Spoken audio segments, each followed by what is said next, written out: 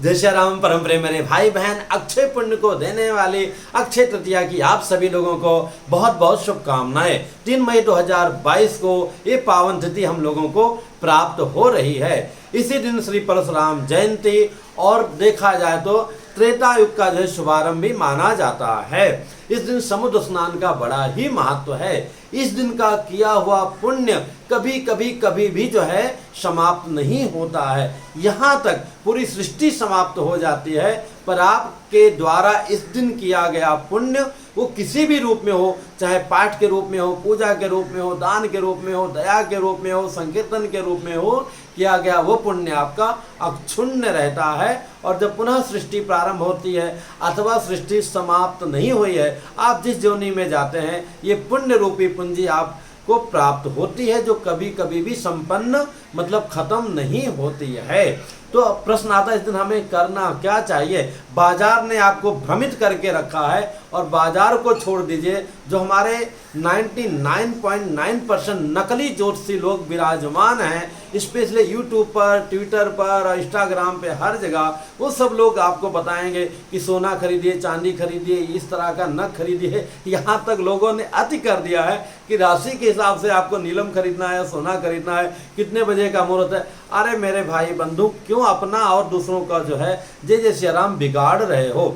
इस दिन हमें असली सोना, असली धन खरीदने का महत्व है। उसी प्रकार से जैसे कि एग्जाम का दिन हो, एग्जाम के दिन में आप कितनी बड़ी गाड़ी से जा रहे हैं, छोटी गाड़ी से जा रहे हैं, सज धज के जा रहे हैं या नॉर्मल वे में जा रहे हैं, आप वहां जाएंगे, लिखेंगे, वही नंबर आपको प्राप्त होगा। उसी प्रकार अक्षय तृतीया अथवा अक्षय नवमी के दिन जो आप भगवान की उपासना करेंगे, माँ महालक्ष्मी जी की कृपा चाहते हैं, तो आचार्यों पंडितों को बुला करके उनकी विशेष पूजा आराधना कराइए। निश्चित उनकी कृपा आपको अवश्य प्राप्त होगी। अथवा श्रीमन नारायण भगवान की त्रिपुरारी स्वरूप का, अथवा जिस भी स्वरूप में आपका मन है, किसी बाबा के रूप का नहीं, दादी के रूप का नहीं, भगवान जी के रूप में आपकी अनुरक्ति है, उनका आप चाहे कन्हैया जी हो, राम जी हो, दत्तात्रेय जी हो, वामन भगवान हो, अथवा परशुराम जी हैं, परशुराम जयंती है, ये सब दिव्य अवतारों में आते हैं, बालाजी महाराज हैं, अथवा मैया का कोई रूप है, उनकी उपासना करने से,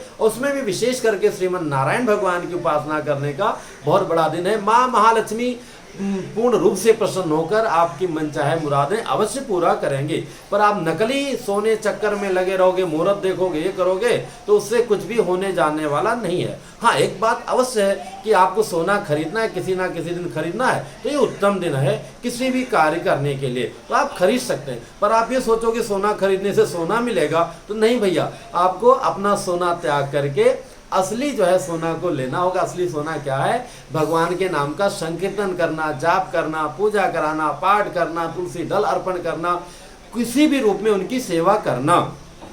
उसमें भी विशेष क्या आता है, उस दिन हमें जल पूरित घटदान का बड़ा महत्व है। मिट्टी का बढ़िया घड़ा हो, ऐसा सड़ल्ला नहीं, उसमें आप उसको एक दिन पहले से धो के रख लीजिए, जल भर करके उसका दान करने का, दही दान करने का, सत्तू दान करने का, रसदार फल है जैसे खीरा है, काकड़ी है, तरबूजा है, तरबूज जिसको वाटरमेलन बोलते हैं, इस प्रकार के जिन फलों को ग्रहण करके व्यक्ति को आनंद मिले। दान की बात करता हूं तो दान सुपात्र ब्राह्मण आचार्य पुरोहित को ही देना चाहिए, उसका विशेष महत्व होता है। दया करके आप किसी को भी, कितने भी लोगों को आप खिला सकते हैं, पिला सकते हैं, तो बहुत ही उत्तम ये दिन है। तो इस दिन हमें, जैसा कि मैंने बताया, कम से कम सत्यनारायण भगवान की कथा श्रवण कर सकते हैं, दान कर सकते हैं, यज्ञ कर सकते हैं, सत्तु दान और जल पूरित जो है घड़े का दान। आपको मिट्टी का घड़ा नहीं मिला तो चलो भैया लोटा ही लेकर हमने दान कर दिया अच्छी प्रकार का। इसके साथ में पंखा, जो हाथ का पंखा होता है, अथवा टेबल का फैन, जिससे व्यक्ति को आराम मिले, वो भी दान कर सकते हैं। और इसके अलावा देखा जाए तो छत्र मतलब छाता का दान है। इसी दिन से श्री बद्री नारायण विशाल जी की यात्रा, श्री केदार धाम की यात्रा प्रारंभ होती है। तो बहुत ही उत्तम दिवस है। अभी से आप कोशिश कीजिए किस दिन को आप ऐसे व्यर्थ न जाने दें। जैसा कि मैंने पहले बताया, इस दिन का किया हुआ पुण्य कभी भी आपका समाप्त नहीं होगा। तो मेरे भाई बहन, नकली लोगों के चक्कर में मत पड़िए, असली सोना खरीदिए जो कभी भी आपका जो है संपन्न ना हो। इस तिथि के प्रभाव से सदा भगवान के चरणों में आपका पुण्य विराजमान रहे। कुछ नहीं कर सकते हैं तो भगवान के नाम का जप तो कर सकते हो, उसमें तो 1 रुपया नहीं लगना है। आप कहोगे गुरुजी ऑफिस जा रहा हूँ, ऑफिस जाओ, राम राम जपते हुए जाओ, अथवा जिस भगवान को मानते हैं जपते हुए जाओ। हाँ, लेकिन अगर आप आसन पूर्वक नियम पूर्वक बैठेंगे तो उसका विशेष फल आपको मिलना ही है। उसी प्रकार से जैसे कि आप नियम पूर्वक जो है वॉकिंग करते हैं, सोच करके समझ करके टाइमली, तो आपके शरीर में अलग तरह का रिएक्शन आता है और काम के द्वारा दिन भर दौड़ते रहते हैं, तो उस प्रकार की तब्दीलियां आपके शरीर में नहीं आती जो आना चाहिए। एक साधारण उदाहरण है। तो मेरे भाई बहन इससे संबंधित प्रश्न हो कमेंट्स कीजिएगा, बताने का प्रयत्न करूंगा। ज़्यादा बता नहीं पाता हूं, फिर भी बहुत अत्यावश्यक हुआ तो मैं जवाब दूंगा। फिर मिलूंगा एक नई जानकारी के साथ में। स्थिति का पूरा लाभ लीजिए। जय सिया राम।